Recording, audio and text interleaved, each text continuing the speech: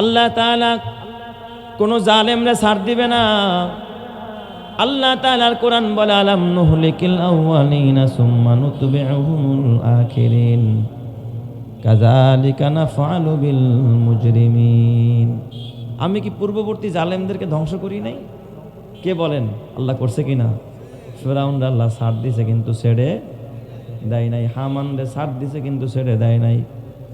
আল্লাহ কারুন রে ছাড়ে নাই, ফিরআউন রে ছাড়ে নাই, হামান রে ছাড়ে নাই, সাদ্দাদ রে ছাড়ে নাই, আবু জেহেল, আবু লাহাব, উতবা এবারে ছাড়ে নাই। কিয়ামত পর্যন্ত যখন যে যেইভাবে জুলুম করবে, জুলুমের পরিণাম আল্লাহ তাআলা তার বান্দা বান্দিরে নিজ চোখে দেখায় আনিবে। কথা ঠিক কিনা? জুলুমের ফল কি হয় না বলেন? ভালো হয়। তো আমার নবীর উপরে অনেক জুলুম হয়েছে কিনা বলেন? কখন জুলুম হয়েছে? যখন নবী হক কথা বলা আরম্ভ করছে। নবীজি যখন ডাক দিয়া বলছে ইয়া আইয়ুহান নাস কুলু লা ইলাহা ইল্লাল্লাহ তুফলিহুন, হে ঈমানদাররা তোমরা বলো আল্লাহ ছাড়া কোনো ইলাহ নাই। হুবুলের ইবাদত করা যাবে না, মানাতের ইবাদত করা যাবে না, লাতের সামনে মাথা নত করা যাবে না, উজ্জার সামনে মাথা নত করা যাবে না, মাজারের সামনে মাথা নত করা যাবে না, খাজার সামনে মাথা নত করা যাবে না, বট বৃক্ষের সামনে মাথা নত করা যাবে না। মুমিন একমাত্র মাথা নত করবে একজনের সামনে, চিল্লায়া বলতে হবে তিনি কে। অথচ দেখবেন আজকে বট গাছ কাটলেও মামলা হয়। কিন্তু দূরের ঘটনা না, আপনাদের মাদারীপুরের ঘটনাই মনে নাই আপনাদের? হুজুররা বট গাছ কাইটা কিনছে, বট গাছ লাকড়ি বানাইছে লিল্লা বোর্ডিং এর মাদ্রাসা, শিলারচরের ঘটনা না? এই হুজুর সাক্ষী। এই জন্য মামলা হয়ে গেছে। এক বেড়া ভব ঘুরে ঘুরে বেড়ায়, মাথায় বড় বড় জট হয়েছে, জট। ওজু নাই, গোসল নাই, উকুনের কারণে চলতে পারে না। চুল কাইটা দিল কেন? ওরা ভালো পোশাক পরাইলো কেন? গোসল করে না কেন? ওর বিরুদ্ধে মামলা হয়েছে, ওর স্বাধীনতা খর্ব করছে। যেই বট গাছের নিচে মাদকের আড্ডা বসে, নারী পুরুষ অবাধে গুনাহ করে, সেই আকড়া কেন ভেঙে দিল? বাস, এটার বিরুদ্ধে মামলা হয়েছে। নাউজুবিল্লাহ জোরে কোন সবাই, আরো জোরে কোন নাউজুবিল্লাহ। অথচ মানুষ খুন করে, এটার কি হয় না? বিচার হয়। দুনিয়ায় যদি বিচার না হয়, কিন্তু একজনের আদালতে বিচার হবে, চিল্লায় বলতে হবে ওই আদালতের মালিককে। আল্লাহর থেকে আর ন্যায় বিচারক জমিনে কেউ। এই জন্য আব্দুল্লাহ ইবনে মাসউদ রাদিয়াল্লাহু তাআলা আনহু, নবীর একজন বড় সাহাবী, যিনি এই উম্মতের বড় ফকি ছিলেন, বড় হাফেজ ছিলেন, বড় কারি ছিলেন, বড় আলেম ছিলেন। এই উম্মতের সবচেয়ে বড় ফকি ছিলেন হযরত আব্দুল্লাহ ইবনে মাসউদ, ফকিহু হাযিহিল উম্মাহ, এই উম্মতের বড় ফকি।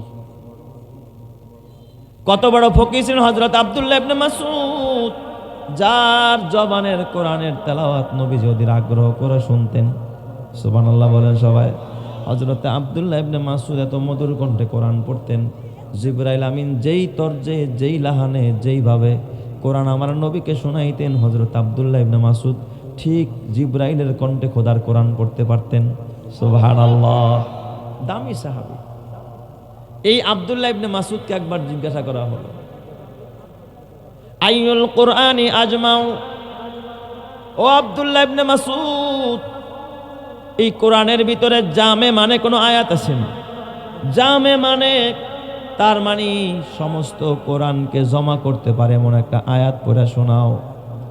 হযরত আব্দুল্লাহ ইবনে মাসউদ রাদিয়াল্লাহু তাআলা আনহু খোদার কোরআনের একটা আয়াত পড়ে শোনাইলেন, ফামাইয়া আমাল মিসকালা দাররাতিন খায়রান ইয়ারা ওয়া মাইয়া আমাল মিসকালা দাররাতিন শাররান ইয়ারা। জোরে কন্না আল্লাহু আকবার। এটা কোরআনের সবচেয়ে জামে মানে আয়াত। একটু রিভাবটা হালকা একটু বাড়াই দিন যদি সম্ভব হয়, রিভাবটা। তো কোরআনের সবচেয়ে জামে মানে আয়াত। কেমনে? এই আয়াত নিয়ে যদি কেউ গবেষণা করে, এর অর্থ কি জানেন? অর্থ হলো সূরা জিলজালের মধ্যে ছোট্ট একটা আয়াত, সবারই মুখস্থ। যে ব্যক্তি যাররা পরিমাণ ভালো কাজ করবে, কিয়ামতে সেটা সে দেখতে পাবে, চোখে দেখবে, চোখে দেখবে।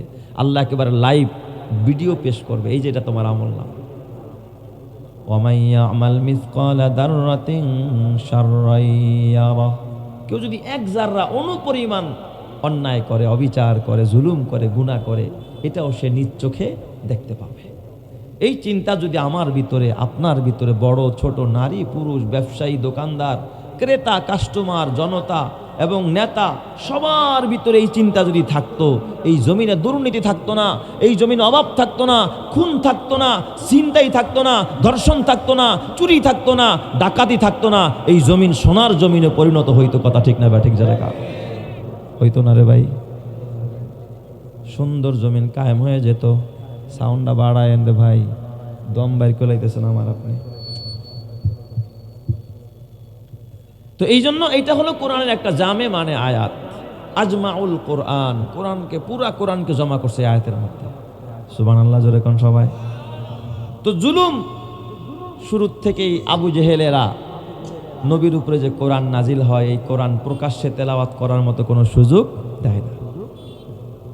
4জন 5জন মুসলমান হয়েছে। প্রথম মুসলমান মা খাদিজা, এরপরে আবু বকর, এভাবে করে সিরিয়ালে 4-5 জন মুসলমান। কিন্তু তারা খুব সতর্কতার সাথে ভিতরে ভিতরেই ইসলাম প্রচার করতেছে, প্রকাশ্যে কোরআন পড়তে পারে না। তো সাহাবায়ে কেরামের ভিতরে এই আব্দুল্লাহ ইবনে মাসউদ, যার ভিতরে কোরআনের নূর আছে, সে আলেম। এক কথায় সে কি? আলেম। এই আব্দুল্লাহ ইবনে মাসউদ যখন মুসলমান হইলেন, আর উনি যখন কোরআন শিখতে আরম্ভ করলেন, কোরআনের মুখস্থ করতে আরম্ভ করলেন, কোরআন নিয়ে গবেষণা করতে আরম্ভ করলেন, একবার বৈঠকে বসলেন এই অল্প কয়েকজন নবমুসলিমেরা। ওরা বৈশা চিন্তা করলো, আল্লাহ তাআলা তো কোরআন তেলাওয়াত করার জন্যই নাজিল করছে, না কোরআন তাকের মধ্যে সাজায় রাখার জন্য? বলেন, কোরআন কি তাকে সাজায় রাখার জন্য না তেলাওয়াত করার জন্য? তেলাওয়াত। এখন তো আমাদের ঘরগুলো থেকে কোরআন বের হয়ে যাচ্ছে। আমি গতকালকে আমার মসজিদে জুমা নামাজ পড়লাম, দেখি এক ভদ্রলোক 3 জেল কোরআন শরীফ 2টা রেহাল নিয়ে আসছে। কয় হুজুর, এইগুলো মসজিদে দিয়া দিলাম, পুরাতন। আমি বললাম, ভাই মসজিদে দিয়া লাভ কি? এখান তো কয়েক হাজার কোরআন শরীফ জমে গেছে, এগুলো তো পড়ারও লোক নাই, বাসায় পড়েন। কয় হুজুর, বাসায় থাকলে ময়লা হয়ে যায়, পড়ার মানুষ নাই। কোরআন পড়ার কি নাই? মানুষ নাই। মসজিদের মধ্যে কোরআন জমা হয়ে যাচ্ছে, অথচ তার ঘরের মধ্যে টেলিভিশন আছে না নাই? গেলাপ লাগানো, একেবারে শিকন কাঠের বক্স সুন্দর করে সাজায় রাখছে, অথচ কোরআন ঘর থেকে বের করে দিচ্ছে, টেলিভিশন ঘরের মধ্যে ঢুকাচ্ছে। তাহলে যেই ঘর থেকে কোরআন বের হয়ে যায়, যেই ঘরের মধ্যে টেলিভিশন ঢুকা যায়, বলেন ওই ঘরের মধ্যে বরকত আসবে না খোদার গজব? ম্যাক্সিমাম ঘরের হালাত এটাই, ম্যাক্সিমাম বাসাবাড়ির হালাত এখন এটাই চলতেছে। তো আব্দুল্লাহ ইবনে মাসউদ পরামর্শ দিলেন যে, তোমরা শোনো, তোমরা যদি পারো আর না পারো, অন্তত আমি বাইতুল্লাহর সামনে গিয়া খোদার কোরআন তেলাওয়াত করব, দেখি আমারে কে কি করে। সুবহানাল্লাহ জোরে কোন সবাই।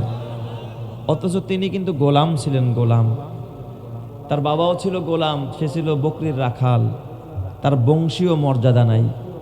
আজকে যদি আপনাদের এই শিবচরে চৌধুরী বংশের কেউ কিছু করে, তার প্রতিবাদ করতে গেলেও মানুষ কি করবে?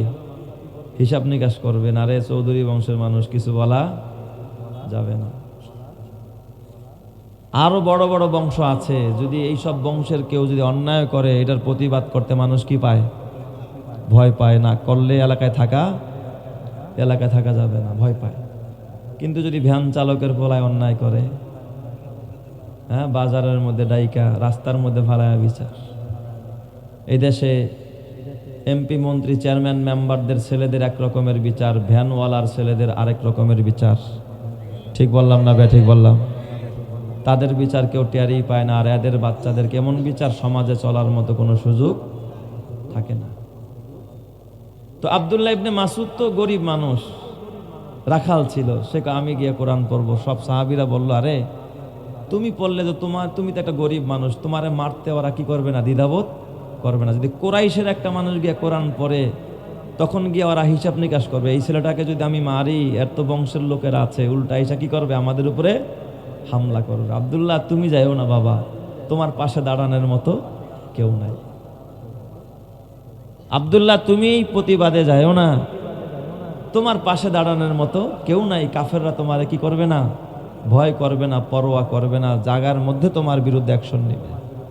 আব্দুল্লাহ ইবনে মাসউদ ডাক দেয়া কয়, ভাইয়েরা, আমি কোনো বংশের উপর ভরসা করি না, কোনো মানুষের উপর ভরসা করি না, কোনো শক্তির উপরে নয়। আমি আব্দুল্লাহ ইবনে মাসউদের ভরসা হলো একজন, যিনি তিনি কে? ইমানদারের ভরসাকে বলেন আল্লাহ।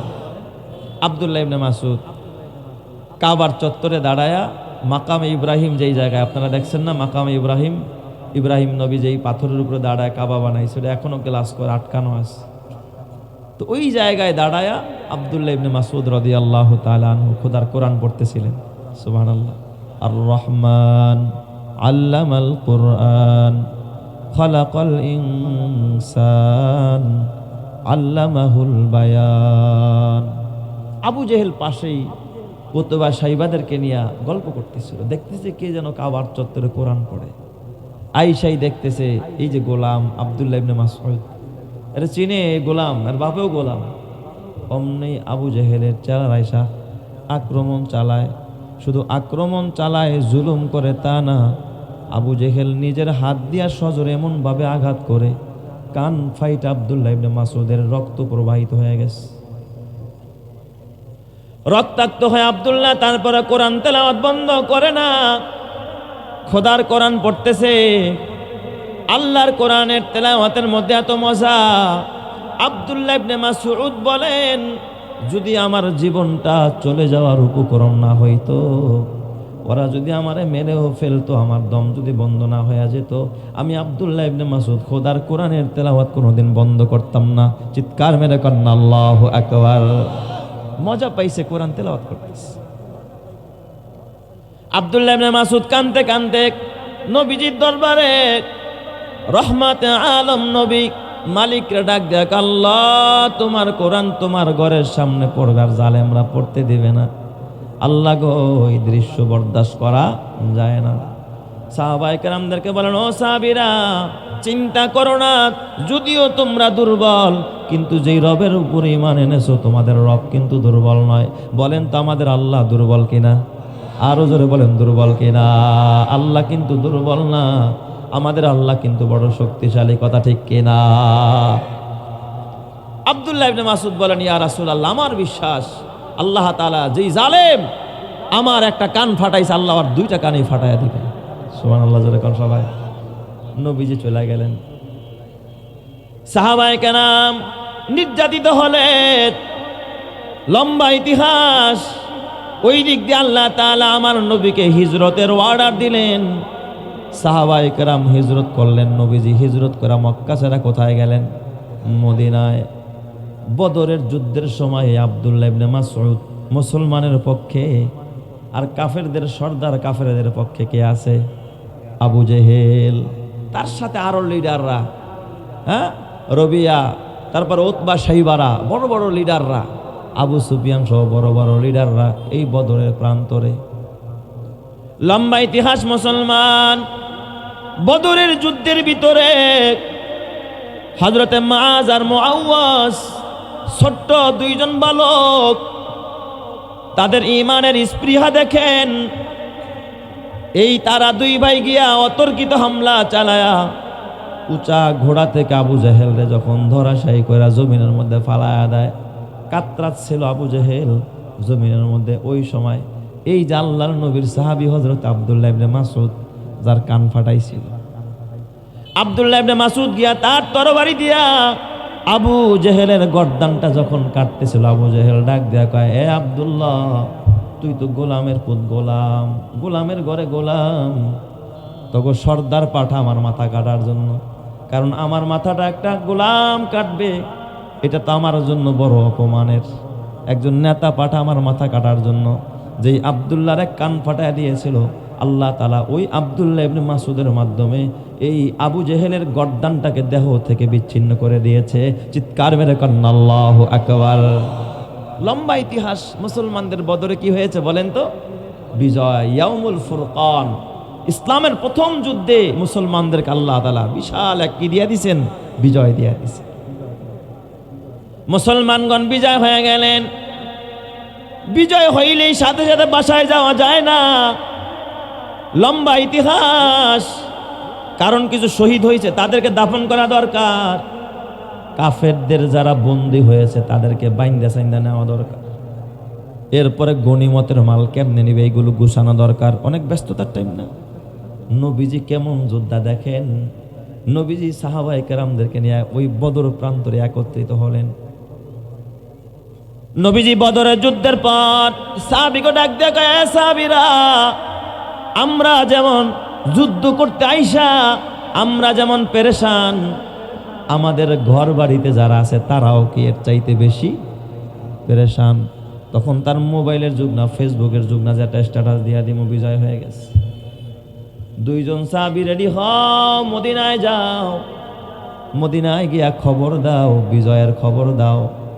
তোমরা যেমন আনন্দিত হয়েছ, ঘরওয়ালা যারা আছে, মদিনায় যারা আছে, এই বদরের বিজয়ের আনন্দ যেন তারাও বাসা বাড়িতে করতে পারে। চিৎকার মেরে কন্যা আল্লাহু আকবার। তার মানে যুদ্ধের ময়দানেও নবীজি ঘরের খবর রাখছে। সুবহানাল্লাহ বলবেন না সবাই? দুইজনে রেডি করছে। মদিনার অবকাঠামো এলাকাটা ছিল কিছু জায়গা উঁচু জায়গা, কিছু জায়গা ছিল নিচু জায়গা। একটা নিচু ভূমি আর একটা কি উঁচু ভূমি, দুইটা পার্ট, দুইটা ভাগ। আল্লাহর নবী ডাক দিয়া কয়, দুইজন সংবাদদাতা যাইবা, একজন উঁচু এলাকাবাসীকে খবর দিবা, বিজয়ের সংবাদ শুনাইবা, আরেকজন নিচু এলাকাবাসীকে খবর দিবা আল্লাহ তাআলা ইয়াউমুল ফুরকানে মহান বিজয় দিয়েছে বদরের প্রান্তরে।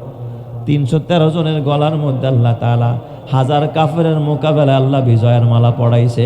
অস্ত্র বলে হয় নাই, শক্তির বলে হয় নাই, দাদা বাবুর বলে হয় নাই, আমেরিকার রাশিয়ার বলে হয় নাই, এটা হয়েছে শুধুমাত্র ঈমানের বলে। কথা ঠিক কিনা?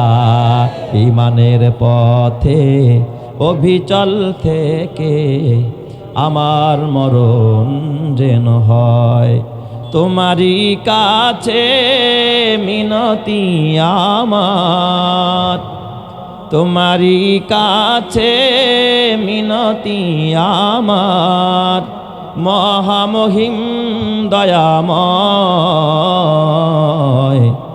ঈমানের পথে অবিচল থেকে আমার মরণ যেন হয়, ঈমানের পথে অবিচল থেকে আমার মরণ যেন হয়।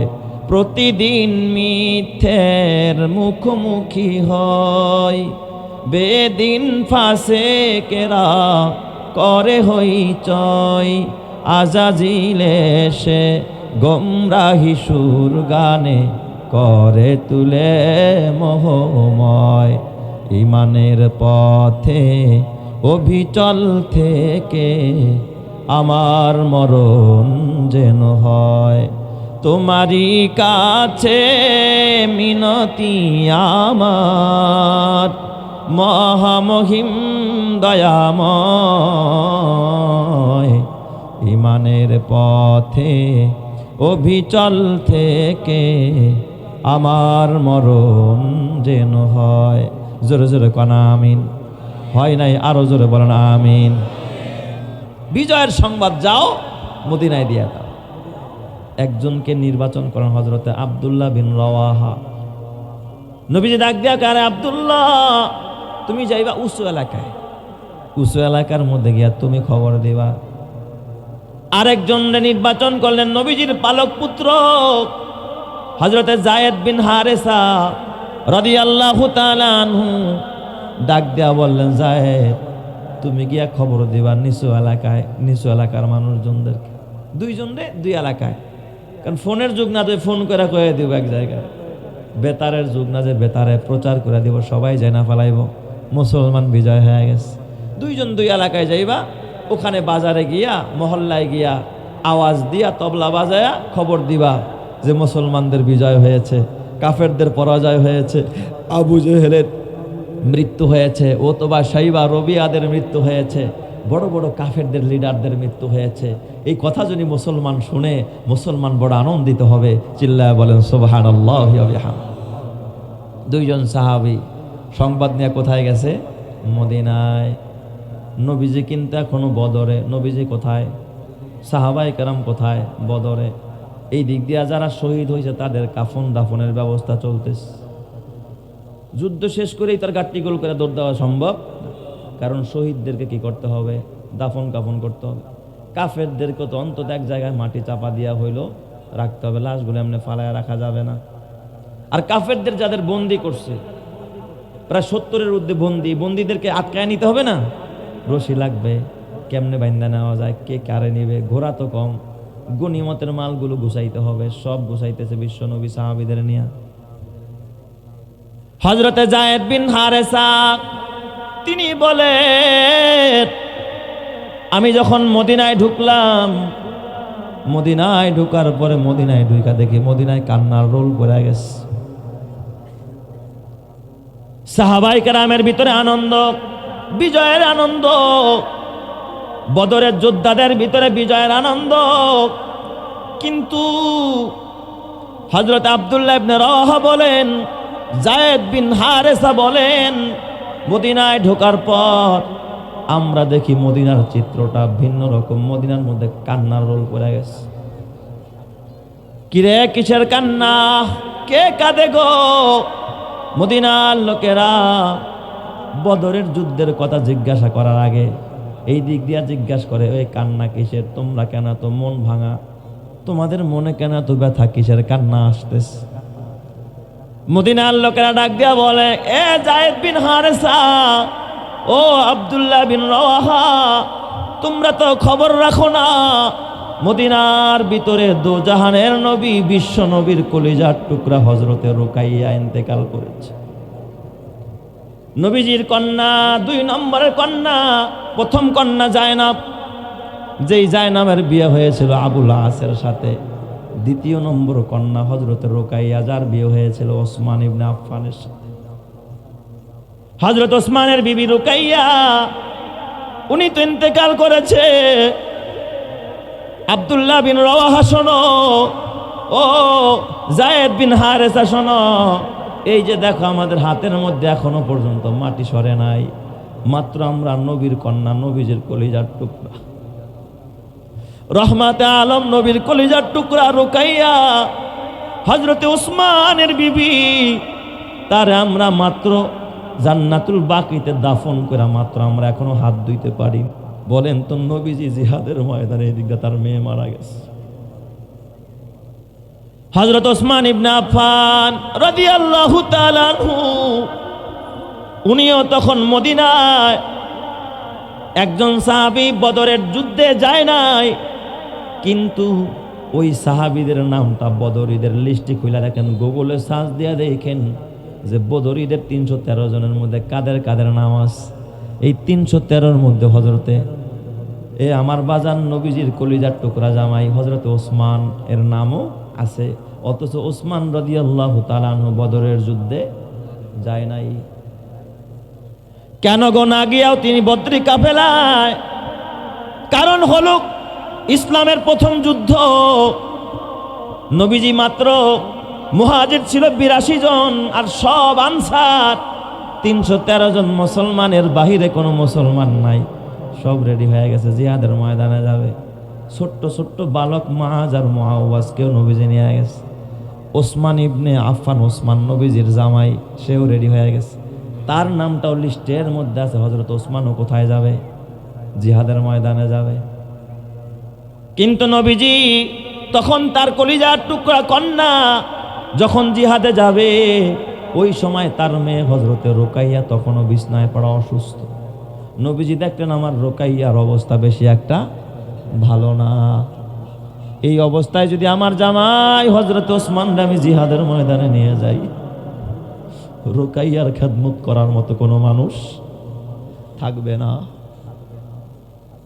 নবীজি আমার ডাক দিয়া বললেন, ও বাবা ওসমান, জিহাদের ময়দানে তোমাকে যেতে হবে না, কারণ ইয়াদাতুল মারিজ, অসুস্থ ব্যক্তির সেবা করা, অসুস্থ ব্যক্তির খেদমত যদি কেউ ইখলাসের সাথে করতে পারে, আল্লাহর জন্য করতে পারে, জিহাদের ময়দানে গিয়া জিহাদ করলে যেই পরিমাণ নেকি পাওয়া যায়, কেউ যদি অসুস্থ মায়ের খেদমত করে, অসুস্থ বাবার খেদমত করে, অসুস্থ বিবির খেদমত করে, অসুস্থ সন্তানের খেদমত করে, আমার আল্লাহ তার আমল নামায় ওই পরিমাণ নেকি লেখা দেয়। চিৎকার মেরে করেন আল্লাহু আকবার, আরো জোরে বলেন আল্লাহু আকবার।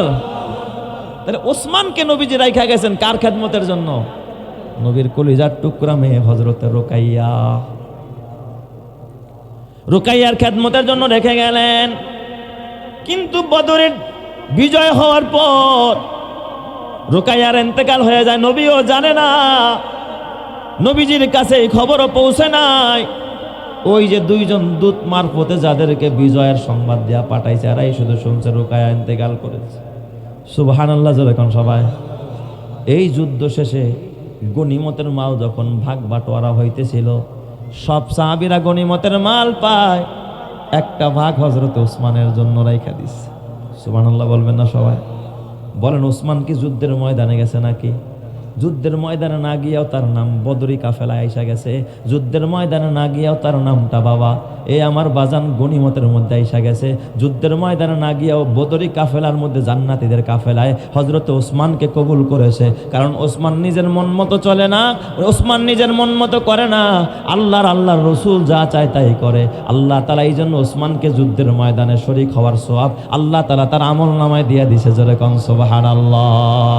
দুনিয়া কি सदाकत में तेरा नाम रहेगा, दुनिया की सदाकत में तेरा नाम रहेगा, सिद्दीक तेरा नाम से इस्लाम रहेगा, सिद्दीक तेरा नाम से इस्लाम रहेगा, दुनिया की सखावत में तेरा नाम रहेगा, उस्मान तेरा नाम से इस्लाम रहेगा, उस्मान तेरा नाम से इस्लाम रहेगा, दुनिया की अदालत में तेरा नाम रहेगा, फारूक तेरा नाम से इस्लाम रहेगा, दुनिया की शुजाअत में तेरा नाम रहेगा, हैदर तेरा नाम से इस्लाम रहेगा।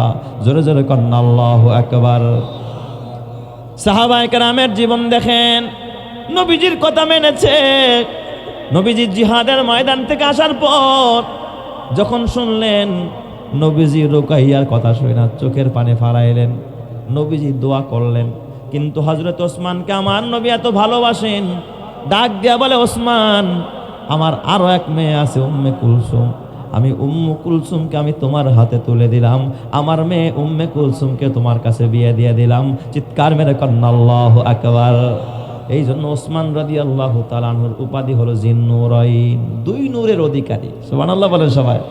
নবীজির দুই মেয়ে বিয়ে করছে কে? হযরত ওসমান। শুধু দুই মেয়ে বিয়ে করছে তা না, ওসমানের কপাল দেখে নবীজির জবানের হাদিস, এই পরবর্তীতে যে রুকাইয়ার পরে যে উম্মে কুলসুমরে বিয়ে দিলেন, কিছুদিন পর উম্মে কুলসুম মারা যায়। আল্লাহর নবী ডাক দিয়া কয়, ওসমান রে, ও সাহাবীরা, আল্লাহর কসম দিয়া বলি, ওসমান আমার এত পছন্দের, ওসমান আমি এত ভালোবাসি, আমারে যদি আল্লাহ আরো একটা কন্যা দিত, আর একটা মেয়ে আমার থাকতো, আমি তৃতীয় কন্যাটাও আমি আমার ওসমানের হাতে তুলে দিতাম। চিৎকার মেরে কন্যা আল্লাহু আকবার। নবীজির বড় পছন্দের ছিলেন, কি কারণে? সম্পদ বেশি তাই নাকি? না বাবা, না না না। আল্লাহর নবী বলে, ও আসদাকুহুম হায়ান উসমান। আপনারা সব সময় জুমার খুতবার মধ্যে শোনেন, আরহামু উম্মতি বি উম্মতি আবু বকর। সবচাইতে দয়ালু মানুষ হলেন হযরতে আবু বকর। ও আসদাকুম আরহামু উম্মতি বি উম্মতি আবু বকর ওয়া আশাদ্দুহুম ফি আমরিল্লাহি উমর। আল্লাহর নির্দেশের ব্যাপারে সবচাইতে কঠোর হযরতে ওমর। ও আসদাকুহুম হায়ান উসমান। আর সবচাইতে লজ্জাশীল মানুষ হলেন আমার ওসমান। সুবহানাল্লাহ বলেন। এতটা লাজুক ছিলেন হযরত ওসমান, কারো চেহারার দিকে তাকায় কথা বলতে লজ্জা পাইতেন। তাই তো এক হাদিসের মধ্যে আসছে, নবীজি বলেন, আবু বকর থেকে বর্ণিত, নবীজি একদিন মসজিদে নববীর মধ্যে তার হুজরায় মা আয়েশা সিদ্দিকার হুজরায় শুয়ে আছে। নবীজির কাপড়টা এই যে গিরা আর টাকনু এই দুইটার মাঝামাঝি চলে আসছে। এই যে এখন আমার কাপড়টা যে এরকম আছে দেখছেন না আপনারা, এই টাকনু এবং গিরা দুইটার মাঝামাঝি চলে আসছে। আর একটু নিচে থাকলে আরো ভালো হইতো, এতটুকু আসছে। এই অবস্থায় নবীজি শোয়া, আবু বকর ঢুকলেন, নবীর একই হালাত, পরিবর্তন নাই। হযরতে ওমর ঢুকলেন, নবীজির মধ্যে কোনো পরিবর্তন নাই, ওই হালাতে রাখলেন। হযরতে ওসমান রাদিয়াল্লাহু তাআলা আনহু যখন এই ঘরের ভিতরে ঢুকতে আরম্ভ করলেন, নবীজি তাড়াতাড়ি ওইটা, সাথে একটা চাদর ছিল, চাদরটা দিয়া পুরা পা মোবারক নবীজি ঢেকে নিলেন। চিৎকার মেরে কন্যা আল্লাহু আকবার। তার মানে ওসমানের প্রতি নবীজির কি পরিমাণ আস্থা ছিল যে আমার ওসমান সবচেয়ে লাজুক মানুষ, আর আমার পায়ের একটা অংশ খোলা থাকবে, আমার ওসমান ঢুকবে, ওসমান লজ্জা পাবে, সাথে সাথে নবী পা ঢেকে নিলেন। জোরে কন্যা আল্লাহু আকবার।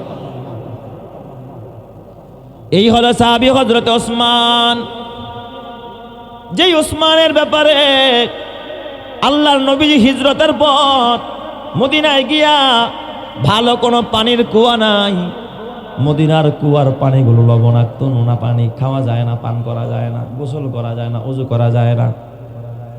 ইহুদিদের আবাসভূমিতে একটা কুয়া আছে, মিষ্টি কুয়ার পানি।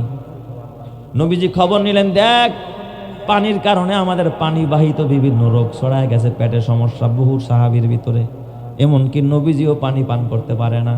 নবীজি ডাক দিয়া কয়, খবর নিয়ে দেখো কোনো মিষ্টি কুয়ার পানি পাওয়া যায় কিনা, যেই কুয়া থেকে মিষ্টি পানি বের হয়।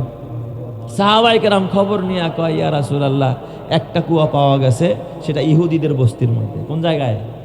ইহুদিদের এলাকায়। বলেন তো ইহুদিরা মুসলমানের দোস্ত না দুশমন? সবচেয়ে বড় দুশমন কারা? ইহুদি। কত বড় দুশমন ইহুদিরা! ওরা যখন দেখছে মদিনায় যায়াও নবীজি তার দলবল বাড়তেছে, মুসলমানের সংখ্যা বাড়তেছে, তারপরে মুসলমান আস্তে আস্তে শক্তিশালী হচ্ছে, বদরেও মুসলমান বিজয় হয়েছে, এটা কি ইহুদিদের জন্য সুসংবাদ না দুঃসংবাদ? ওরা ভেতরে ভেতরে প্ল্যান করলো মুহাম্মদের বিরুদ্ধে বিভিন্ন অ্যাকশন নিতে হবে, বড় অ্যাকশন। ওরা চিন্তা করলো, ইহুদিরা প্রথমে নবীজি তাদের সাথে একটা সুলাহ করেছিল যে আমরাও তোমাদের উপর হামলা চালাবো না, তোমরাও কি করবে না, আমাদের উপর হামলা চালাবে না। কিন্তু ওরা বিশ্বাসঘাতকতা করছে, ধীরে ধীরে তো করছে, প্রকাশ্যও করা আরম্ভ করছে। এক ইহুদি চক্রান্ত করে নবীরে দাওয়াত দিচ্ছে।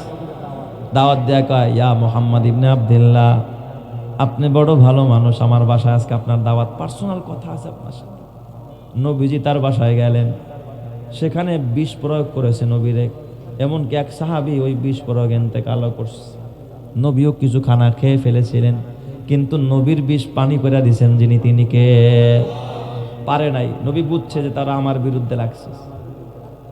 তারপরও নবী চায় না, ইহুদিদের সাথে বাজাবাজি করতে চায় নাই, যে আমরা থাকবো তো এখানে মিলেমিশেই থাক। আরেকদিন ইহুদিরা ষড়যন্ত্র করে কয়, মুহাম্মদ তোমার সাহাবীদেরকে আনবা না, তোমার সাথে একটু পার্সোনাল কথা আছে, যাতে করে আমরা মিলেমিশে থাকতে পারি। নবীজির দিল তো পরিষ্কার, নবীজি গেছেন, সাহাবীরাও সাথে সাথে গেছে।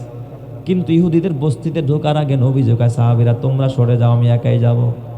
সাহাবীরা মনে মনে কয়, ইহুদিরা তো লোক ভালো না, না জানি আমার নবীর উপরে হামলা চালায় কিনা।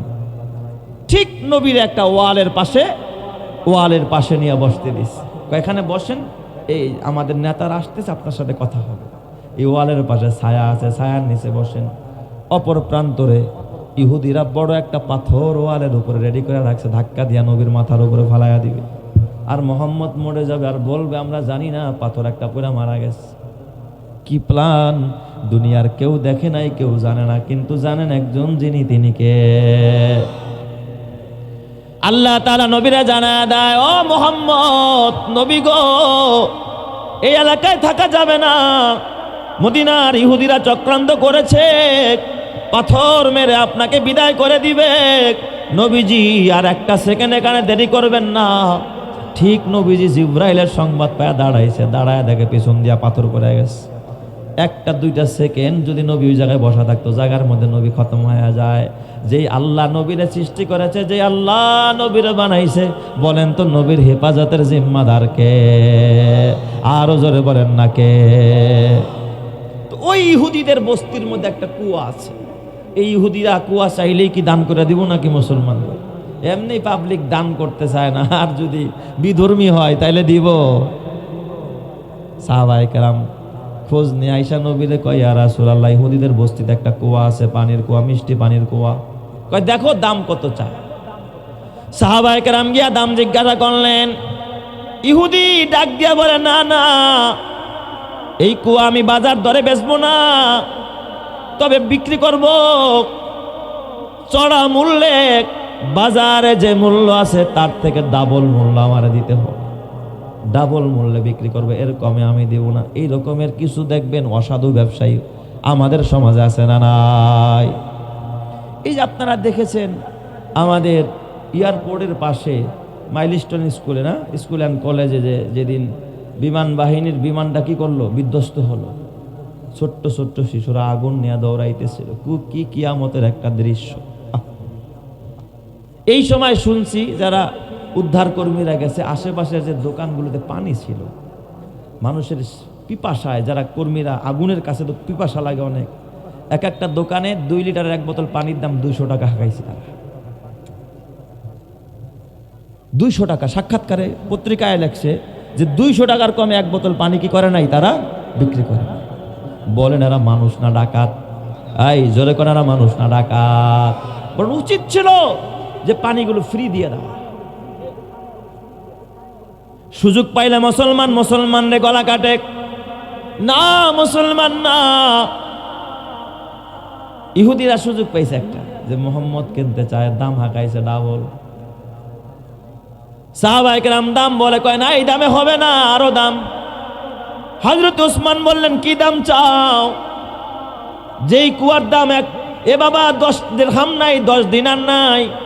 কয় একদম এক মূল্য 13,000 দিনার দিতে হবে। কত হাজার? 13,000 স্বর্ণ মুদ্রা। আমি চিন্তা করছেন 13 লাখের সমান, 13 কোটির সমান ওই যুগের কথা। হযরত ওসমান কয়, যাও আমি নিলাম, কারণ এই কুয়ার পানি আমার নবী খাইতে চাইছে, সাহাবায়ে কেরাম খাবে, ইমানদাররা খাবে। এই কুয়াটা হযরত ওসমান কিনে নিলেন। কেনার পরে কাগজপত্র কইরা নিলেন ইহুদিদের কাছ থেকে। কাগজপত্র নিয়ে আল্লাহর নবীর সাহাবী হযরত ওসমান নবীজির সামনে দাঁড়ায়া ডাক দিয়া কয়, ইয়া রাসূলুল্লাহ, ইয়া হাবিবাল্লাহ, এই কুয়াটা আমি কিনলাম, এখন আমি মালিক। এই কুয়াটা আমি দান করে দিলাম মুসলমানদের জন্য, ইমানদারদের জন্য। এই কুয়া থেকে আজকে মুসলমানরা পানি পান করবে, কারো কোনো বাধা নাই। চিৎকার মেরে করেন আল্লাহু আকবার। আরো জোরে বলেন আল্লাহু আকবার। বলেন তো বরকতের মালিক কে? মুসলমানকে দান করে দিস। অথচ ওসমান এত খরচ করলেন, এত কষ্ট করলেন। যেই দিন ওই ইহুদিদের বাবা এজেন্ট ছিল আব্দুল্লাহ বিন সাবা, সাবাইরা যেদিন হযরত ওসমানের শহীদ করতেছিল, শহীদ ঘরের ভিতরে বন্দি করে ফেলেছে, তার বিবি ঘরের ভিতরে। হযরত ওসমানের পিছনের গেট ভাঙা ভিতরে যখন ঢুকে, হযরত ওসমান কোরআন পড়তেছিলেন, দীর্ঘ সময় আটকায় রাখছে, পানি দেয় না। যেই মদিনার ভিতরে ওসমান কুয়া কিনে না দিলে একটা মুসলমান পানি পান করে মরতে পারতো না। সেই ওসমান রে যেদিন শহীদ করে, গলাটা শুকায় গেছে, বলছে আমার এক গ্লাস পানি দাও। হযরতে ওসমানকে ওই দিন এক গ্লাস পানি দেওয়া হয় নাই। পিপাসার্ত অবস্থায় হযরত ওসমানকে শহীদ করে দেওয়া হয়। তার শাহাদাতের বাবা রক্ত ফোঁটা, যে কোরআন পড়তেছেন হযরত ওসমান, ওই কোরআনের উপরে গায়ের রক্ত ফোঁটা, শহীদের রক্ত ফোঁটা কোরআনে গড়ায় পড়তেছে। এই জাতি ভালো মানুষের সাথে ভালো ব্যবহার করে না, আলেমদের সাথে ভালো ব্যবহার করে না, ইমামদের সাথে করে না, আল্লাহ ওয়ালাদের সাথে করে না। অথচ ইমামরে যতই গালি দাও, গভীর রাত্রে ইমাম যখন হাত তুলে খালি নিজের জন্যই দোয়া করে নিবে, আল্লাহ এলাকায় রহমত দাও, আল্লাহ এলাকায় বরকত দাও, গজব দূর করে দাও, আল্লাহ কবরবাসীরা মাফ করে দাও, অসুস্থ রোগীদেরকে শেফা দান করে দাও। বলো তো, তোমার বাপ যদি মরে যায়, সর্বপ্রথম তোমার বাবার লাশের ঘোষণাটা ইমাম সাহেব মসজিদে দাঁড়ায় দিয়া দেয়। খাটিয়া বহন করে ইমাম সাহেব নেয়, কবরের পাশে ইমাম সাহেব দাঁড়ায়। অথচ ইমামরে গালি দাও, আলেমরে গালি দাও। বলো তোমার কোন ধনী মানুষটা সারা রাত তোমার লাশ পাহারা দেয়? হুজুর 5 জন ছাত্র দেন, সারা রাত আমার বাবার লাশের পাশে কোরআন পড়বে। এখানে তো কোরআন পড়া না, আসলে লাশ পাহারা দেওয়া। ছেলে পাহারা দিতে চায় না, মেয়ে দিতে চায় না, মাদ্রাসার তালিবুল ইলমরা পাহারা দেয়। কথা ঠিক বললাম না? ঠিক বললাম? অথচ তাদেরকে তুমি দেখতে পারো না। কি নিয়ে কবরে রওনা করলা রে বাবা? তোমার ছেলে তোমার কবরের জবাব দিবে না, তোমার গুনার বোঝা মাথায় নিবে না, তোমার বিবি তোমার কবরে গিয়া উপকার করবে না। এই আলেম ওলামা কিয়ামতের ময়দানে আল্লাহর নবী বলে ইয়াশফাউ ইয়াউমাল কিয়ামাতি সালাসা, তিন শ্রেণীর মানুষ কিয়ামতের ময়দানে সুপারিশ করবে। এক নম্বর আল আম্বিয়া, সুম্মাল উলামা, সুম্মাস শুহাদা। এক নম্বরে নবীরা, দুই নম্বরে আলেমরা, তিন নম্বরে শহীদেরা। নবী তো পাও নাই যে নবীরা তোমার সুপারিশ করে নিবে, পাইছো আলেম। শহীদ তো চোখেও দেখো না, শহীদ কোথায় পাইবা? ঘরের কাছে আলেম পাওয়া যায়, আলেমের সাথে ভালো ব্যবহার করো, এতিমের সাথে ভালো ব্যবহার করো, কোরআনওয়ালাদের সাথে ভালো ব্যবহার করো, আমার আল্লাহ তোমার জন্য জান্নাতের রাস্তা খুলে দেবে। কথা ঠিক কিনা? এই দুনিয়াতে তুমি যতই করো আমার আমার চোখ বুঝেই দেখো, লাগবে তোমার শুধু যে আধার। যাদের প্রেমেতে তুমি গো আজ হলে দিওয়ানা, এরা জেনে নাও কেউ কবরের সাথী হবে না। কেউ বুঝা তোমার নিবে না সেই হাসর ময়দানে, কেউ বুঝা তোমার নিবে না সেই হাসর ময়দানে। কি আমল তুমি করলে নিয়ে যাবে সেইখানে।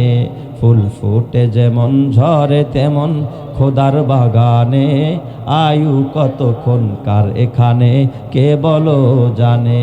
তাই থাকতে সময় নাও বুঝে ভাই জীবনের মানে, সব আছে লেখা দেখে না ওই আয়াত কোরআনে। এই মহল কোঠা সোনা দানা সব পরে রবে, এই সব কবরে নিয়ে গেছে কে বলো কবে। এই জমিদারি গাড়ি বাড়ি সব পরে রবে, এই সব কবরে নিয়ে গেছে কে বলো কবে। 2 গজ জমি কয়েক গজের ওই সাদা কাফন, শুধু এইটুকুতেই হবে তোমার জেনে নাও দাফন। যা পুঁজি তোমার এখনো তার বুঝলে না মানে, সব আছে লেখা দেখে না ওই আয়াত কোরআনে। ফুল ফুটে যেমন ঝরে তেমন খোদার বাগানে, আয়ু কতক্ষণ কার এখানে কে বলো জানে। আল্লাহ তুমি বুঝার তৌফিক দাও, জোরে কানা আমিন। বাবা তোমার শিক্ষিত সন্তানটা কবরে উপকার করতে পারবে না, আলেম সন্তান তোমার উপকার করবে, ইমাম সন্তান উপকার করবে, আলেম সাহেব ইমাম সাহেব মুহাদ্দিস সাহেব উপকারে আসবে। কাদের জন্য পাগল হইলা রে বাবা? এই জন্য একটা ওসিলা তালাশ করো, যে মরার আগে একটা ওসিলা বানায় নি কবরে যাইতে পারি। এ আমার বাবা, এটা হলো নাজাতের ওসিলা। আমি কয়েক বছর আগে আমার মাহফিল সিলেটের সুনামগঞ্জে যাব। সুনামগঞ্জ অনেক দূর, ঢাকা থেকে প্রায় 12-13 ঘন্টা লাগে গাড়িতে। যাওয়ার পথে মাঝে মাঝে নামাজ পড়ি, কিছু কিছু জায়গায় চা খাইয়ে রেস্ট নেই, এরপরে আস্তে ধীরে যাচ্ছি। সকালবেলায় রওনা করছি, ব্রাহ্মণবাড়িয়া পার হয়ে হবিগঞ্জ যখন গেলাম, ওই এলাকায় যাওয়ার পর এক মসজিদে আমরা সেখানে আসরের নামাজ পড়লাম। নামাজ শেষ করে চিন্তা করলাম একটু চা খাই, চার দোকানে গেছি। ভিতরেও তো দেখি অনেক হোটেলের ভিতরে অনেক সময় কফি পাওয়া যায়, তাও চিনি দিয়া রাখে, খাওয়া যায় না, মন মতো হয় না। তো বাহিরে চিন্তা করলাম একটা টং দোকান, এখানে গিয়ে একটু চা খাই, রং চাটা চিনি ছাড়া যা চাই পাওয়া যাবে আর কি। তো চা খাইতে গেছি, যাওয়ার পরে দেখি লোকটায় দাড়িওয়ালা এক মুরব্বী, হালকা হালকা 2-1টা দাড়ি পাকছে, মাথায় টুপি দেওয়া, কিন্তু চার দোকানের উপরে একটা ছোট্ট স্টিকারের মধ্যে লেখা রাখছে হাফেজে কোরআনদের জন্য চা ফ্রি। সুবহানাল্লাহ কইবেন না সবাই? কি লেখছে? হাফেজে কোরআনদের জন্য চা ফ্রি। আমার ড্রাইভার সাহেব খোঁচা দিয়া, আমি আর খেয়াল করি না আর কি, আমার খোঁচা দিয়া দেখায়, হুজুর ওই যে দেখেন কি লেখা। আমি দেখা একবার কাগজের দিকে তাকাই, আর একবার চার দোকানের দিকে তাকাই, বনতেছে না। মনে হয় না যে লোকটা কোনো হাফেজ মাওলানা বা মুফতি, কিচ্ছু না, হয়তো বা নামাজি মানুষ আর কি, গরিব মানুষ। কিন্তু চার দোকানের মধ্যে বিজ্ঞাপন দেয়া রাখছে হাফেজে কোরআনদের জন্য চা ফ্রি। কসম দিয়া বলি, ওই সময় আমার দিলের মধ্যে একটা হিট লাগছে, যেটা মহব্বতের নমুনা, তাই না ভাই? মহব্বত না থাকলে কাম করতে পারে কেউ? 2 টাকা হোক, 1 টাকায় আপনি কেউ কাউরে দেয় কোন? যদি 2 টাকা বেশি ভ্যানওয়ালা আপনার কাছ থেকে বেশি নেয়, আপনি কি সহজে ছাইরা দিবেন তারে? 2 টাকার লেগাও মানুষকে থাপ্পড় মারে। অথচ গরিব মানুষ চা বেচা খায়, কয়েকটা ভাঙাচোরা কাপ আছে, একটা কেতলি আছে, আর কয়েকটা বিস্কিট ঝুলায় রাখছে, আর কিচ্ছু নাই। এই লোকটাই লাগছে হাফেজে কোরআনদের জন্য চা পান করলাম। চা খাওয়ার পর আমার সাথে আমার মাদ্রাসার একটা ছোট্ট বাচ্চা ছিল। দেখি লোকটায় আমারে যত আদর না করে তার চাইতে বেশি আদর করতেছে ওই ছেলেটারে। ও তো চা খাইছে কয়টা রুটি খাইবা, একটা বিস্কিট, আমি খাইলে নাও। ছেলেটার আমি বলতেছিলাম, আমি বলার আগে দেখি দোকানদারে কয়টা রুটি খাইবা, একটা কেক খাও, একটা বিস্কিট খাও। তুমি দুধ চা খাইবা নি, দাও আর একটু দুধ বাড়াই দে, চিনি বাড়াই দে। মনে করছে বাচ্চা মানুষ। খাওয়ার পরে বিল আসছে, আমি বিল দিতে চাইলাম। হাতটা ধইরা আমার হাতের মধ্যে একটা চুমা খাইলো। হুজুর টাকা দেওয়া লাগবে না, জান টাকা লাগবে না। আমি আপনি লাগছেন হাফেজে কোরআনের জন্য চা ফিরে, আমি তো আর হাফেজ না, আমার ড্রাইভার সাহেব হাফেজ না। কয় হুজুর লাগবে না, আপনারা তো কোরআন পড়ছেন। আমি বললাম ভাই রে, তবে আমি যাব না, আপনি 4 বিল নেন আর না না মানে বলতে হবে। এই কাজ করার পিছনে আপনি কেন উদ্বুদ্ধ হলেন? এই কাজ তো অন্যরা করে না, আপনি কেন এই কাজ করলেন? এই কথা বলতে দেরি বেচারায় দেখি গামছাটা দিয়া চোখ মুছতিস, চোখের পানি পালা। 4 দোকানদার কাঁদে, ওর চোখের পানি যেন আমাদের হৃদয় বিগলিত করে দেয়। আল্লাহ, একটা চায়ের দোকানদার, অথচ ওর দোকানে কোনো টিভি নাই, টং দোকান। বর্তমানে 4 দোকান, টিভি ছাড়া হয় না, ঠিক না বেঠি ধরে? কেতলি কেনার আগে কি কিনে? টিভি কিনে। টিভি ছাড়া 4 দোকান চলে না। অথচ দেখি গামছা দিয়ে চোখ মুছে আর কাঁদে। ও বাজান, কাঁদেন কেন? কয় হুজুর কি বলবো দুঃখের কথা, আমি একজন হতভাগা বাবা, আমার মা নাই, বাবা নাই। আল্লাহ তাআলা একটা ছেলে দিছে আর আমারে 3টা মেয়ে দিছে, 4 জন সন্তান। হুজুর আমার জীবনের একটা স্বপ্ন ছিল, আমি চরমনায় যাই। চরমনার মরহুম পীর সাহেব থাকতেও আমি একবার গিয়েছিলাম। আমি বর্তমান পীর সাহেবদের বয়ান শুনি, তাদেরকে ভালোবাসি, আমি চরমনার একজন মুরিদ। আমি বললাম ভালো কথা বাজান, তাইলে আপনি কাঁদেন কেন আমার বলেন? কয় হুজুর শোনেন, আমার ওই ছেলেটা আমি মাদ্রাসায় দিয়েছিলাম যাতে করে আমার ছেলেটা হাফেজে কোরআন হয়, আর আমি মরলে যেন আমার জানাজা পড়তে পারে। আমি বাবার কবরের পাশে দাঁড়ায় যেন আমার জন্য একটু দোয়া করতে পারে, ওর উসিলায় যেন আল্লাহ আমার জান্নাত দেয়। আমি বললাম তাহলে ভালো নিয়ত আপনার, ভালো কল্পনা, ভালো স্বপ্ন, ভালো কাজ করছেন। এই কাজ শুধু আপনি একা করেন না, আমাদের আকাবেররাও এই কাজ করছে। সুবহানাল্লাহ জোরে কোন সবাই। যেমন ইমাম মুহাম্মদ ইবনে হাসান রহমাতুল্লাহ আলাইহি, নাম শুনছেননি? এই মুহাদ্দিসরা, আলেম ওলামারা যারা এই যে মঞ্চে বসা, বড় বড় আলেম, বড় বড় মাদ্রাসায় যারা পড়ায়, এই কুতুবে সিত্তার ভিতরে একটা কিতাবের নাম মুয়াত্তায়ে মুহাম্মদ, যিনি ইমামে আজম আবু হানিফা রহমাতুল্লাহ আলাইহির ছাত্র ইমাম মুহাম্মদ রহমাতুল্লাহ আলাইহি, ওনার বাবার নাম হযরত হাসান। সুবহানাল্লাহ জোরে কোন সবাই। এই মুহাম্মদ ইবনে হাসান, এই মুহাম্মদ রহমাতুল্লাহ আলাইহি, ওনার বাবা মুহাম্মদ রহমাতুল্লাহ আলাইহির বাবা কিন্তু বড় শিল্পপতি না, কোটিপতি না। ওনার বাবা ছিল একজন হকার, ওনার বাবা ছিল একজন হালুয়া বিক্রেতা। হালুয়া বোঝেননি? এই যে আমাদের দেশেও দেখবেন সকালবেলা হালুয়া রুটি নিয়ে বিভিন্ন জায়গায় জায়গায় হালুয়া পিস করে কাইটা কাইটা ভেসে আর একটু রুটি দেয়, মাইপে মাইপে ভেসে, আসে না? ওই যুগে এরকমের রুটি ছিল না, শুধু হালুয়া শুকাই তো হালুয়াটা কাইটা কাইটা চকলেটের মতো পিস পিস করে বিক্রি করতো। কে বিক্রি করতো? মুহাম্মদ ইবনে হাসানের, মুহাম্মদের বাবা হাসান। মুহাম্মদ রহমাতুল্লাহ আলাইহির বাবা ইমামে আজমের ছাত্র মুহাম্মদ, ওনার বাবা হালুয়া বিক্রেতা। একদিন কিছু লোকেরা হালুয়া খায়, কিন্তু মুহাম্মদ ইবনে হাসান, মুহাম্মদের বাবা হাসান ডাক দিয়া কয়, কিছু মাদ্রাসার আলেমরা, কিছু তলেবুল ইলমরা যখন খাইছে তাদের কাছ থেকে বিল নেয় না। কয় না, বিল দিও না, বিল নিমো না।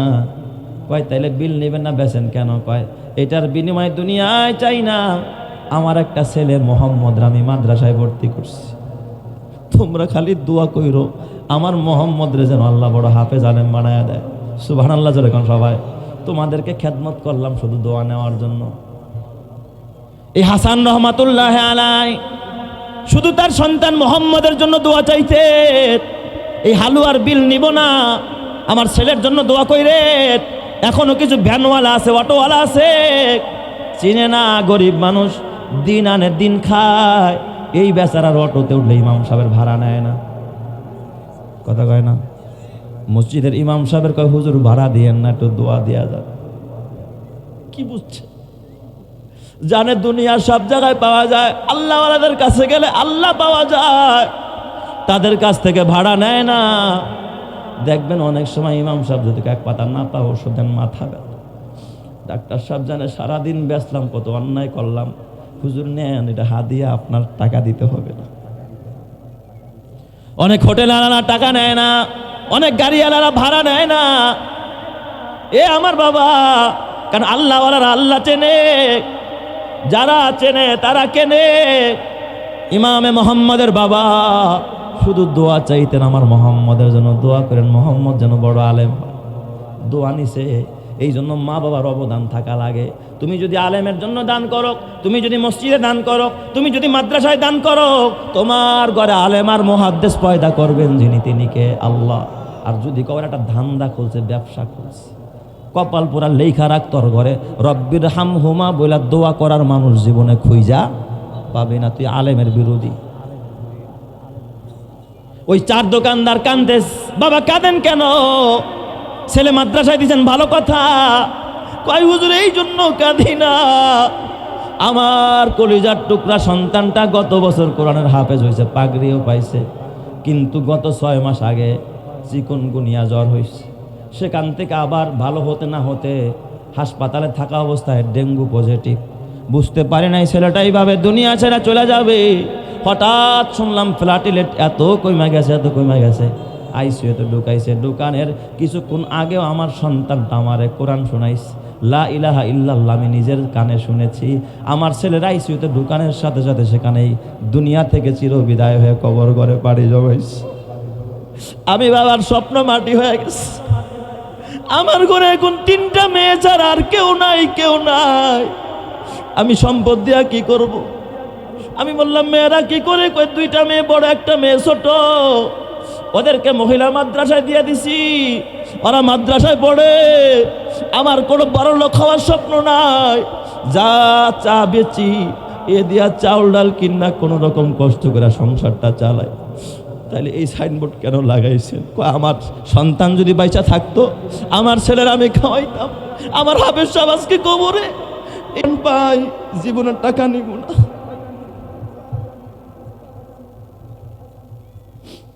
হুজুর আজকে আমার টাকা দিয়েন না, দোয়া দিয়া যান।